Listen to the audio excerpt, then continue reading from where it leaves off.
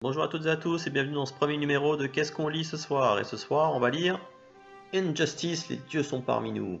Alors, je pense que vous devez certainement connaître le jeu vidéo qui était sorti il y a quelques temps sur console et PC. D'ailleurs, il était offert en cadeau avec le comics, c'est beau. Mais j'y ai jamais joué, j'avoue, à ma grande honte. J'ai même pas pris la peine de le sortir de son emballage pour le tester. Donc en fait, le principe de ce comics, c'est qu'en fait, bon, déjà pour ceux qui connaissent pas le jeu, en fait, ça se passe dans un univers où où Superman aurait viré du côté obscur suite à l'assassinat de Lois Lane par le Joker, et donc aurait viré totalitariste, et donc du coup aurait une mainmise sur le monde, et donc le monde est un peu divisé entre les super-héros qui suivent Superman et ceux qui s'opposent à lui. Donc le pitch du jeu, c'est ça. Et donc dans la BD, ils ont pris le parti pris de revenir 5 ans avant le jeu pour justement expliquer comment il est passé du Superman que tout le monde connaît au Superman totalitaire du jeu. Donc la série est découpée en années.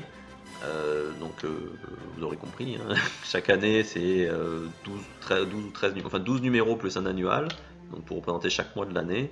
Et donc du coup, on aura au final donc 10 numéros pour couvrir la totalité de la transformation du personnage. Donc pour l'instant en France, on a les 2 premières années qui sont sorties.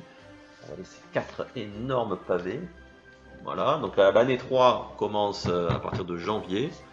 Et donc pour parler de cet univers-là, bah là, encore une fois, c'est une très bonne idée de partir d'un postulat qu'on connaît, puisque ça reprend tous les personnages qu'on connaît, et ça les oppose à une situation inattendue. C'est vrai que au début, quand ça commence, bah forcément, Superman, il est triste de la disparition de sa femme, donc au début, il essaye d'être plus proactif, mais ça reste le Superman qu'on connaît, sauf qu'au fur et à mesure qui se laisse entraîner par sa colère et que d'autres héros vont essayer de s'opposer à lui pour le ramener à la raison, on va le voir tout doucement glisser vers cette version complètement déformée de lui qu'on voit dans les jeux vidéo. Et c'est vraiment pas mal justement le fait que, en fait, en gros, chaque année, ça le met face à une nouvelle menace et c'est ça qui va expliquer qu'il en arrive à ce point-là.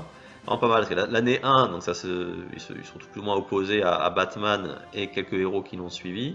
La deuxième année, c'est plus contre le corps des Green Lantern, parce qu'arrivé, vu que ça fait un an qu'ils gèrent la Terre d'une manière comme ça totalitaire, et que les gardiens de l'univers s'en rendent compte et ils décident de faire quelque chose. Donc là, on a droit à son opposition avec les Green Lantern. Donc on a tout l'imaginaire d'une Green Lantern qui apparaît, avec notamment Sinestro et son Sinestro Corp qui interviennent. Donc là aussi, c'est vraiment pas mal. Si vous connaissez bien les comics DC, ben justement, vous verrez les différences avec l'univers que vous connaissez, ça peut vous aider. Et même si vous n'êtes pas familier, c'est suffisamment bien expliqué et introduit pour que vous ne soyez pas trop perdu.